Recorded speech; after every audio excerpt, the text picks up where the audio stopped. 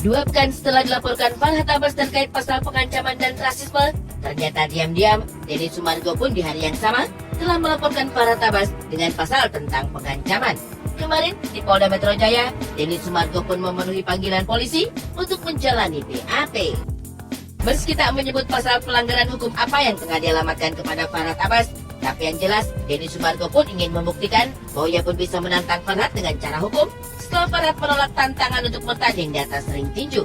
1 flash disk berisi bukti-bukti telah diserahkan kepada pihak penyidik, sehingga Denny pun meyakini bahwa Farhad Abbas akan segera diproses seiring respon baik dari pihak penyidik terkait kasus yang tengah dihadapinya. Saya terima kasih banyak untuk Polda dan Kapolda yang melihat laporan saya ini sebagai suatu hal yang memang harus segera diproses gitu. Karena kegaduhan yang timbul dikarenakan persoalan yang dari awal antara Novi dengan Agus ini udah kemana-mana gitu. Tanggapi laporan balik dari Denny Sumargo, Farhad Abbas menuding Denny Sumargo sedang ketakutan karena laporan dirinya.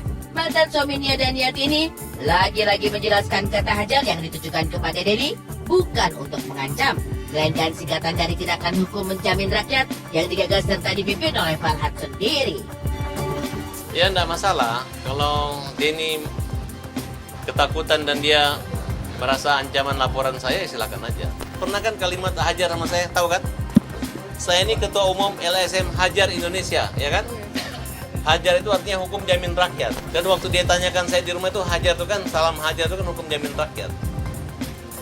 Jadi bukan hajar mukul. Farhad kemudian menantang Denny Sumargo untuk beradu kehebatan bicara karena menurut Farhad, kemampuan Denny Sumargo dalam bicara masih di bawah kehebatan Farhad. Bahkan bukan hanya tentang kemampuan bicara, Farhad mengklaim bahwa sebagai seorang pria, justru dirinya yang memiliki jiwa pemberani, sementara Denny Sumargo kerap sok berani lewat ucapan dan mimik di media, padahal kenyataannya seorang penakut. Menyembunyikan keberanianku dengan mimik dan rasa takut. Kalau dia sebaliknya, menyembunyikan ketakutan dengan mimik dan gaya beraninya, kan itu aja.